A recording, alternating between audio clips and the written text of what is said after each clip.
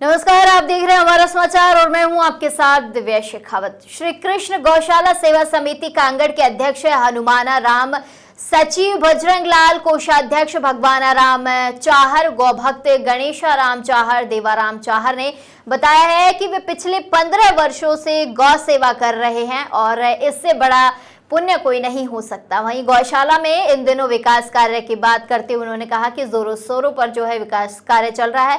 भीषण गर्मी को ध्यान में रखते हुए गौशालाओं के लिए जो है गौमाताओं की देखरेख हेतु शेड का निर्माण करवाया गया है। वहीं हनुमाना राम ने कहा है कि गौशाला गौचर भूमि पर स्थित है।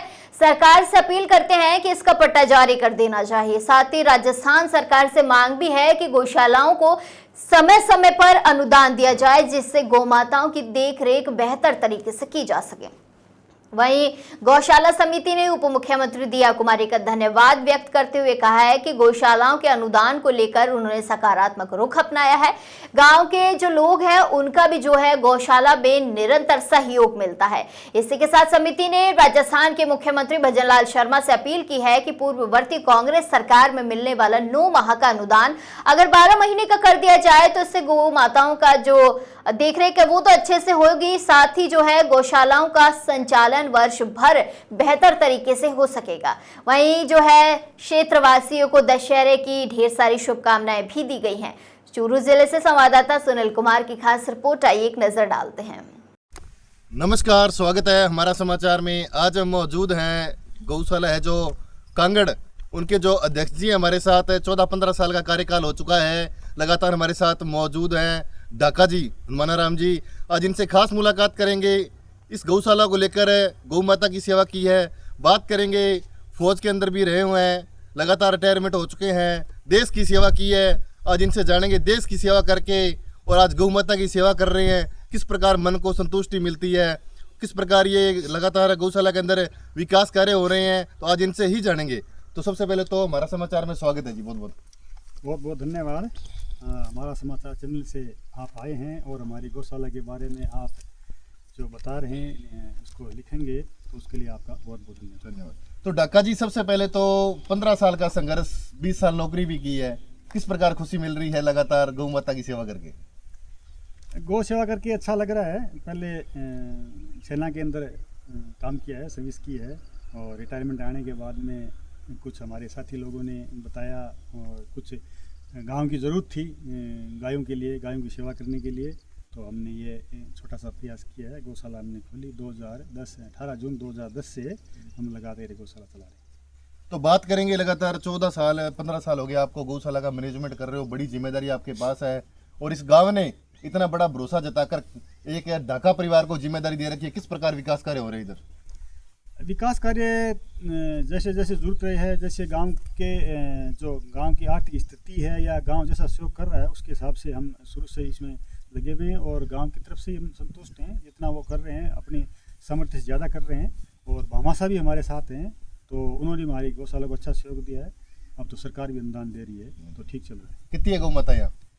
हम लगभग 250 गौशाला का गायों का भरण पोषण कर रहे हैं। टैक्सशुदा है?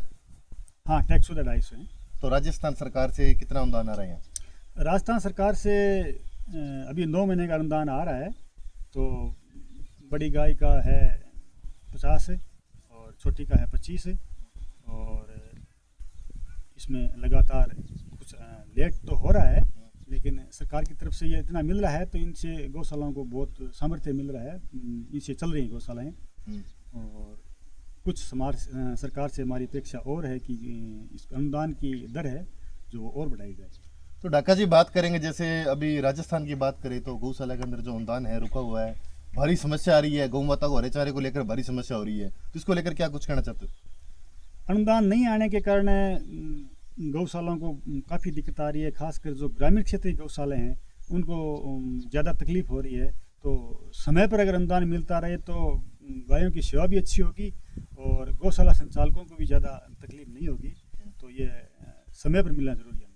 तो जो कमेटी के सदस्य हैं वो किस प्रकार से वो करते हैं आपका? जब अनुदान लेट हो जाता है, समय पर नहीं मिलता है, तो गौशाला संचालक हैं वो गांव से या उसको बोल देते हैं कि भाई उदित मद, जैसे किसी उधार लेकर के काम चलाना पड़ता है, और लगभग सारी गौशालाएं अभी तो राष्ट्रीय काम चला रही है। तो ढाका जी, एक बड़ी सोचने वाली बात है कि जो आपकी गौशाला के अंदर शेड के निर्माण हो रहे हैं, इतने इतने बड़े, एक छोटे से गांव के अंदर बड़े बड़े भामाशाह, एक बार उनका थोड़ा नाम बताइए। ये आपने बहुत अच्छा पूछा है कि भामाशाह जो सहयोग करते हैं उनका नाम भी होना चाहिए। तो मैं हमारी गौशाला के लिए बहुत से भामाशाह हैं, जिनमें से भगवान राम जी 4 हैं। तो उन्होंने अभी 1 साल पहले ही गौशाला के अंदर एक 100 बाई 52 का जो टीन सेट बनाया है, लगभग 20-22-25 लाख रुपए का है। और उन्होंने बहुत पहले भी हमारी गौशाला को काफ़ी सहयोग किया है, एक बार कथा भी कराई है। उसके बाद में देवराम जी 4 हैं, वो भी गांव के हैं, उन्होंने भी एक चारा भंडार 50 बाई 70 का पहले बनवाया था, कमरा बना रखा है। तो 4 परिवार का तो बहुत ज़्यादा सहयोग है। और उसके बाद में और भी भामाशाह हैं, हमारे गोगासर से हैं, जो गोगासर के शिव गांधी शर्मा हैं, उन्होंने भी हमारी काफ़ी काम करवाया है। और गो भक्त कमल किशोर पारिक हैं गोगासर के, जिन्होंने शुरू से ही हमारे को सहयोग किया और हमारी गौशाला को चलाने के लिए उन्होंने हमारे साथ खड़े रहे, उन्होंने काफ़ी काम करवाया है और अनुदान चंदा भी उन्होंने दिलवाया। तो जितने भी भामाशाह हैं उन सब का बहुत बहुत सहयोग। उसके बाद में गांव में खेती किसानी का गांव है, लेकिन उन्होंने भी गांव में चारा भी देते हैं और कुछ अपनी सामर्थ्य के हिसाब से जो सहयोग कर रहे हैं उनके लिए बहुत बहुत धन्यवाद। तो बात करेंगे, जैसे लगातार सरकार है, लगातार अनुदान भी दे रही है, कहीं ना कहीं उप मुख्यमंत्री दिव्य कुमारी जी एक्शन मोड में अभी अनुदान की बढ़ोतरी की है, क्या धन्यवाद देना चाहते हो? नहीं, इसके लिए बहुत बहुत धन्यवाद है उनको, क्योंकि गौवंश है, गाय है, वो हमारी संस्कृति का मूल आधार है। और सरकारें बीजेपी भी है, कांग्रेस भी थी, सब ने गाय के बारे में सोचा है और उनको गाय को भरण पोषण होता रहे, समय से होता रहे, तो उनके लिए उन्होंने काफ़ी कुछ किया है। लेकिन कुछ कमियां अभी भी हैं। एक तो अनुदान जो मिलता है, जो उनका अनुदान जो हम आवेदन करते हैं वो थोड़ा सा जटिल ज़्यादा है। गौशाला संचालक कम पढ़े लिखे होते हैं, उम्र में भी ज़्यादा नहीं होते, तो जो अभी सरकार जो चीज़ें करवाना चाहती है तो वो उन गौशाला संचालकों के लिए थोड़ा सा उनके बुत्ते से बाहर है, क्योंकि नई टेक्नोलॉजी आ गई है। तो इसका सरलीकरण होना चाहिए और थोड़ा सा अनुदान अगर और बढ़ जाए तो हम और भी गायों को जो गांव के अंदर घूम रही हैं उनको हम निराश्रित को, कहने का मतलब जो 9 महीने का अनुदान आ रहा है वो 12 महीने का किया जाए। बिल्कुल, अगर 12 महीने का हो जाए तो बहुत अच्छा हो जाए। तो बात करेंगे, नवरात्रि चल रहे हैं, दशहरा भी बिल्कुल नजदीक आ रहा है, क्या ढेर सारी शुभकामनाएं देना चाहते हो तमाम क्षेत्रवासियों को और पूरे राजस्थान के लोग देख रहे हैं? नवरात्रा की सबको शुभकामनाएं, और खासकर जो हमारे गौशाला संचालक हैं, जिले के हैं, प्रांत के हैं, जिन्होंने लगातार मेहनत करके गायों की सेवा कर रहे हैं, उन सबको नवरात्र की तरफ से बहुत बहुत शुभकामनाएं।